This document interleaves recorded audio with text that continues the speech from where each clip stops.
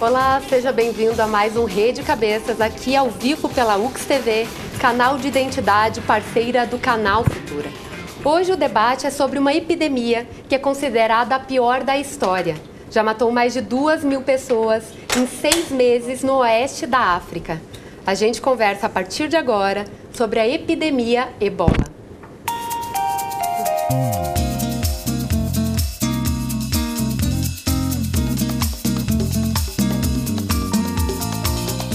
Primeiramente, queria saber o que é o Ebola, né? De onde vem? Ele vem da África, pelo jeito, né? Mas a gente não sabe o que significa essa doença por enquanto. O vírus Ebola é uma febre hemorrágica que foi detectada pela primeira vez em 1976, em surtos na República Democrática do Congo, região situada próxima ao rio Ebola, que dá nome à doença. Logo que surgiu, foi diagnosticado em 318 pessoas no Zaire, atualmente República Democrática do Congo, e em outras 284 no Sudão. Na época, destes 602 casos, 436 morreram. Na grande maioria, mulheres grávidas na faixa de 18 a 30 anos. Isso porque as seringas eram distribuídas e as agulhas eram reutilizadas. Assim, o vírus se propagava. O vírus, que é conhecido como a doença da pobreza, completa 38 anos desde o surto inicial e passa pela pior epidemia da história, segundo a organização Médicos Sem Fronteiras. Já matou mais de 2.000 pessoas em 6 meses no oeste da África. Por que o vírus se propaga tão rápido? Bom, ele é um vírus que existe uma fácil contagiosidade, né? Ele praticamente todas as secreções do organismo podem transmitir e que as pessoas não têm imunidade para esse vírus, né? Então, não tem um passado de ter ficado com anticorpos contra o vírus. Então, elas não têm defesa nenhuma, né? E é um vírus de uma letalidade muito elevada, né? Então, ele mata muito. E o período de incubação é um período em que a pessoa não está transmitindo, ela passa a transmitir no momento em que ela apresenta sintomas, né?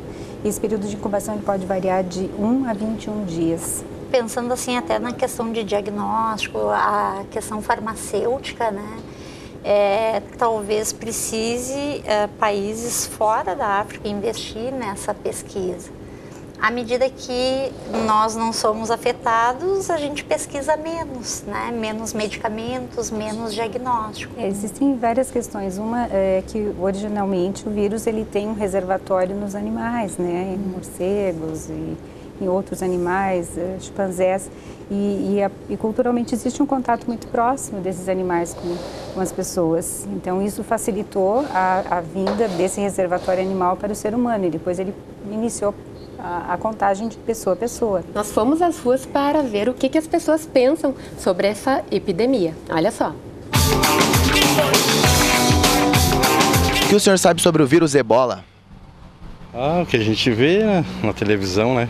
Está se espalhando aí essa doença aí. Pelo que parece que está sendo controlado ainda lá na África, né? Mas será que está controlado lá?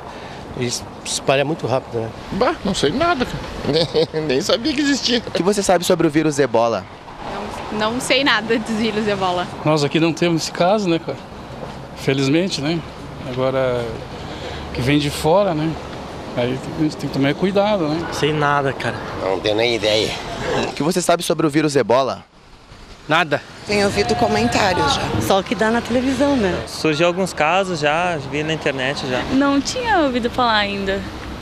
É novo? Mata bastante gente. É um bagulho bem que não tem cura, né? Que tá bem complicado e tá se espalhando por todo o Brasil. Que tem um país lá, que tem um pessoal que tá indo pra lá pra ajudar e o pessoal tá morrendo lá. Vão pra ajudar e estão se contagiando e morrendo por lá. Nossa, olha, cara, eu até tava pensando sobre isso aí, mas não sei o que significa o vírus Ebola. Não sei muita coisa, não. Sei que é perigoso. Tem gente morrendo lá na África, né? Não tenho conhecimento se aqui já está aqui, mas acredito que não, pelo que a gente vê. É uma doença que está incontrolável, né? E que nós estamos preocupados que não chegue aqui no Brasil, né? E esperamos que isso não aconteça. Lucas, o que a gente pode falar sobre as enquetes que a gente escuta as pessoas falando em Caxias do Sul sobre o ebola? Acho que, na verdade, as pessoas acabam dando uma opinião que não é presente apenas na nossa cidade, né? As pessoas falavam muito, muitas não sabiam, mas outras destacavam a questão de ser lá, num outro lugar, não no meu lugar, na minha cidade. E aí é só a gente fazer uma comparação, e aí as colegas da área da saúde, quando a gente teve outros surtos, né, que atingiram vários países, inclusive o nosso, H1N1 e outros, claro, numa outra conjuntura, outro vírus, enfim, mas que aí há toda uma mobilidade da sociedade e de investimentos dos governos para evitar a propagação desse vírus, já que esse vírus estava presente em países de grande potencial econômico. No continente africano, a gente tem que, e aí acho que cabe um pouquinho a gente pensar na conjuntura atual do continente africano, que é de guerra, que é de pobreza, que é de fome, mas que foi ocasionada por séculos de processo de dominação colonial.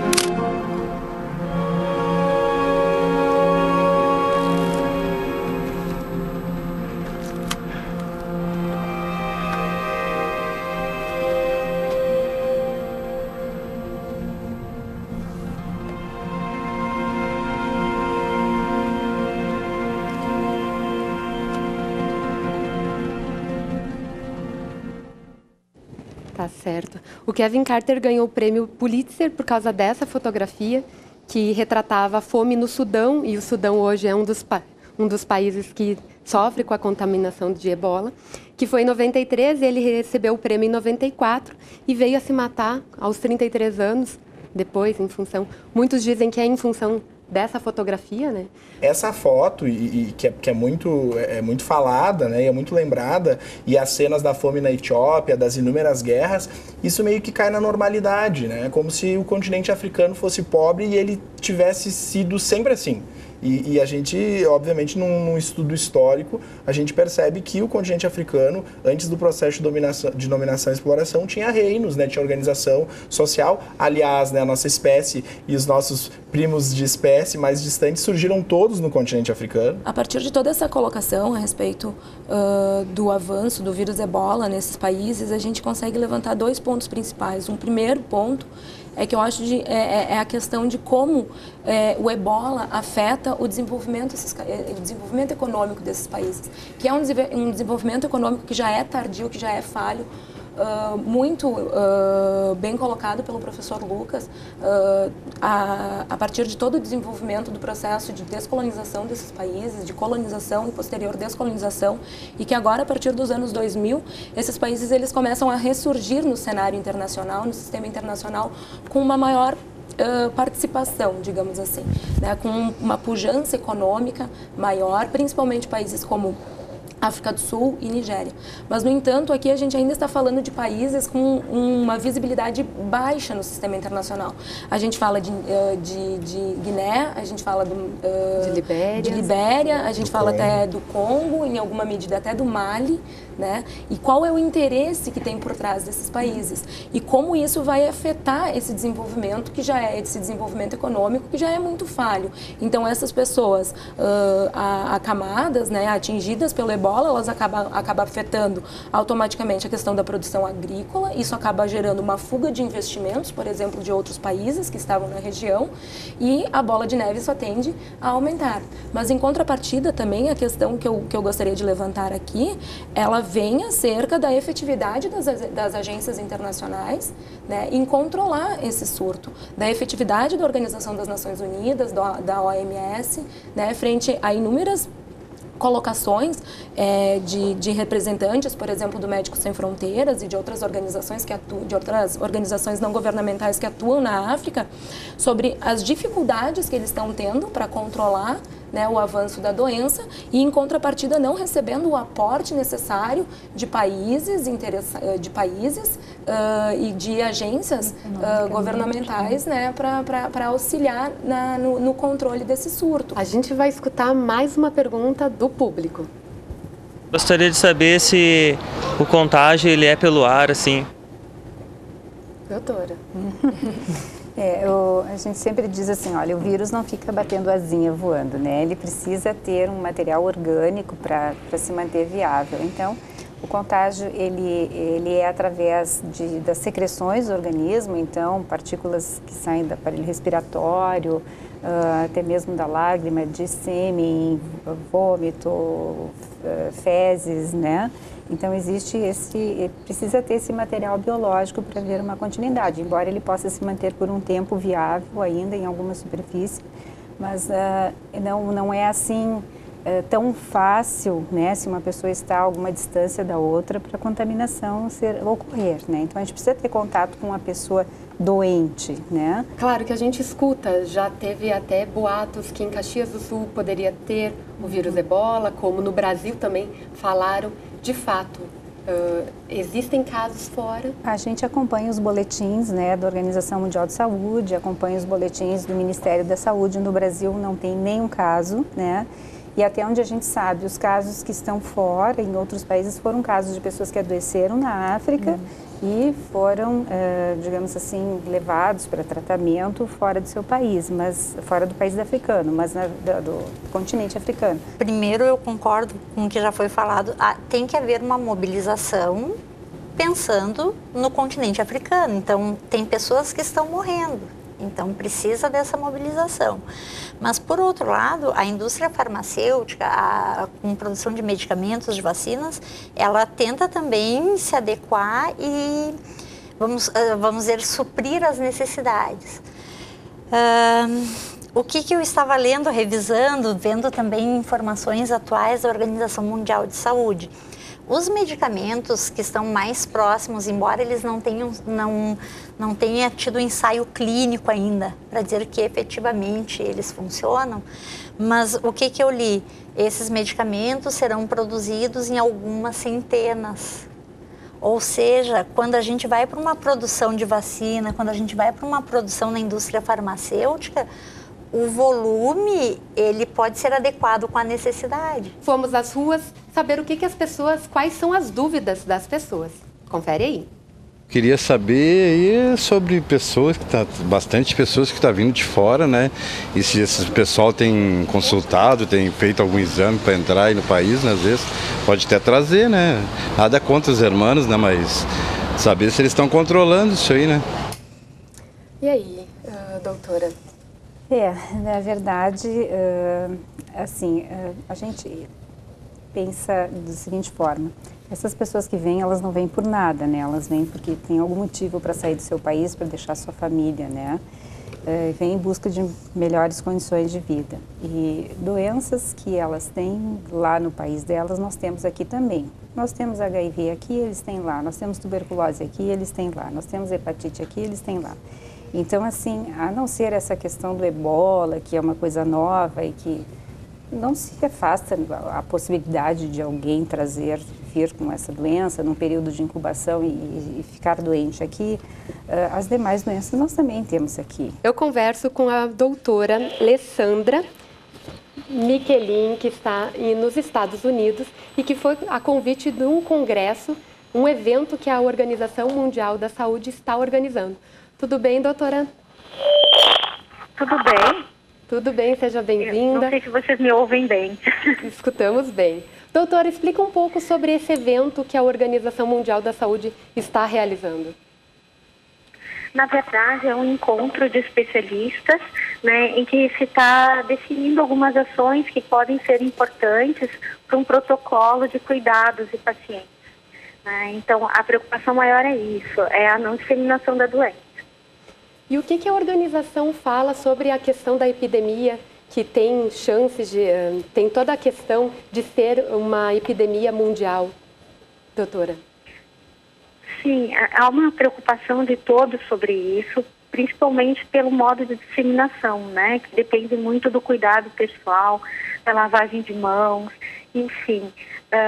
A preocupação é que continua se espalhando a doença e se tem pouco controle ainda, pouco conhecimento nos locais onde ela está acontecendo. Complementando também a fala da doutora, o mesmo risco que o Brasil tem de receber o vírus ebola, ele ocorre com os demais países. Né? A África hoje muito pautada naquela fala que eu coloquei antes de um desenvolvimento econômico mais acirrado a partir dos anos 2000, ela passa a receber investimentos, ela passa a receber comitivas, ela passa a estabelecer relações diplomáticas com inúmeros países, né? Com a maioria dos países. O Brasil, por um acaso, é um que acabou angariando a partir de 2003 uma maior proatividade nos processos e nos laços cooperativos com o continente africano.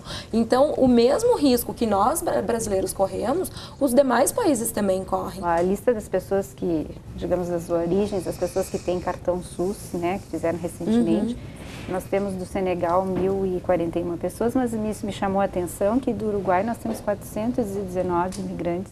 Então, assim, nós temos bolivianos, tem paraguaios, tem da Espanha, tem da Alemanha, tem Honduras, tem... Bom, o que tu pode imaginar de países, nós temos pessoas que vêm, né, e que fazem cartão SUS e que usufruem dos nossos serviços do Sistema Único de Saúde, né.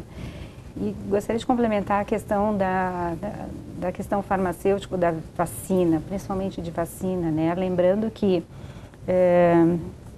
as vacinas, para que elas possam ser lançadas com segurança no mercado, elas precisam de um período bastante grande de investimento em pesquisa, começando com pesquisas in vitro, né, experiências em laboratório, para depois passar para experimentos em animais e depois por uma amostra de seres humanos para observar, porque uma vacina que pode vir para o bem, ela pode também ter efeitos colaterais muito importantes e ser pior do que a doença para a qual ela está sendo feita. Então, para que uma vacina seja lançada no mercado, leva em média 10 anos. E isso se for uma vacina que o vírus não está sujeito a mutações, né?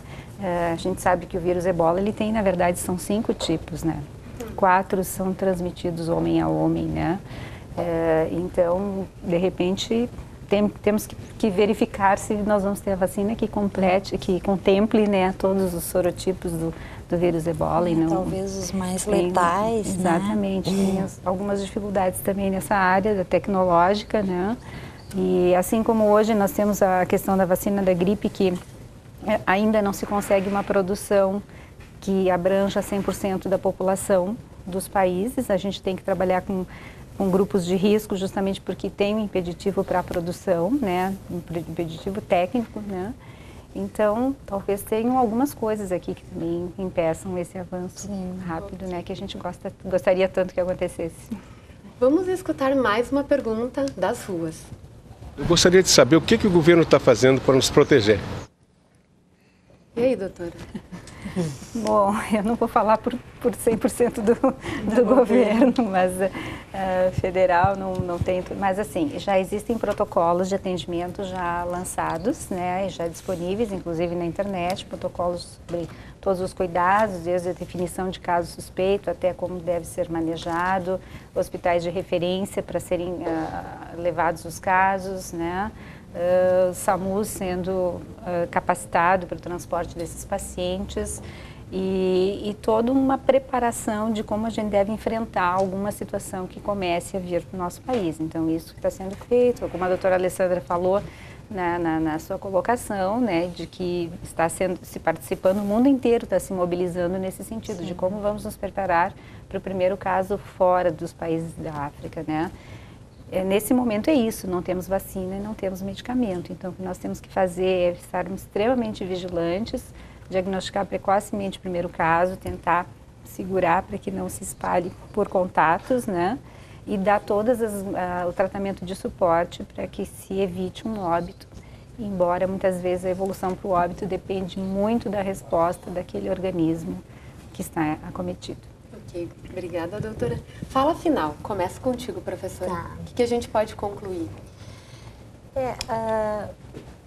O que é importante que a doutora falou também é a questão do contágio e da resposta imune.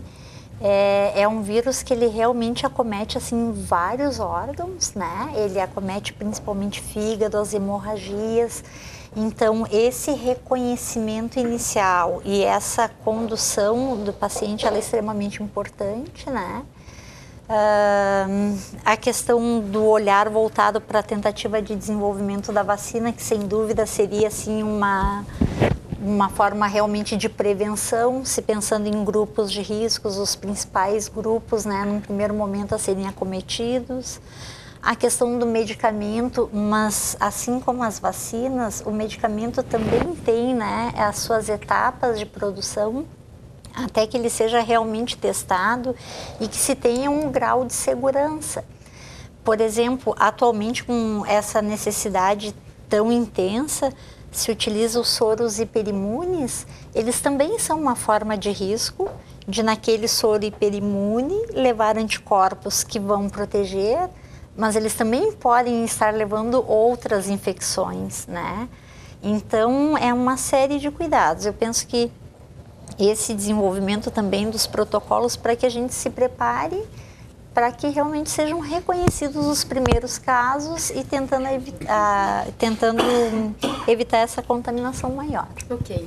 Falas resumidas finais. Lucas? Então, só para concluir, acho que além das questões do continente africano, acho que é da gente perceber que nós todos somos suscetíveis a um problema como esse, né? E precisamos estar atentos e principalmente ser solidários, né? Enquanto pessoas, mas os estados, os governos, né, dos outros países que de alguma forma possam auxiliar, inclusive financeiramente, né? Porque é um problema que hoje está só no continente africano, mas ele pode fazer parte da nossa realidade também. Ok, professora.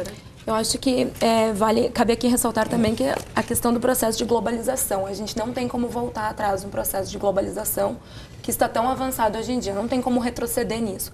Então, que a gente tenha a ação de governos, de políticas públicas, ações diplomáticas que consigam dar conta de tudo isso.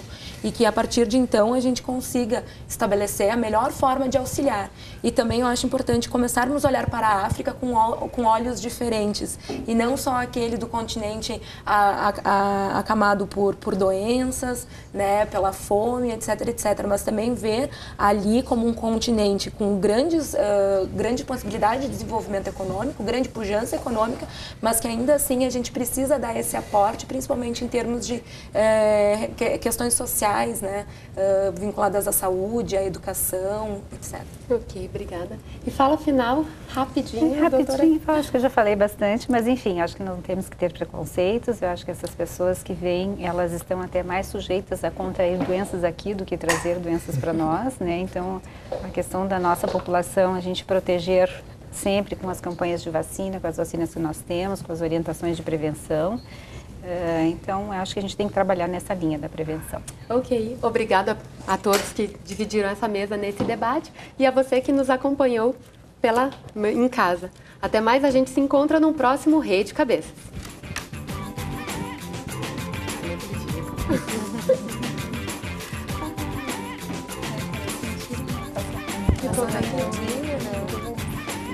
Normalmente a gente fala do ebola, mas não fala só das doenças, né? E não fala dos professores relacionados. O momento que Caxias está vivendo seja bem importante, né? Porque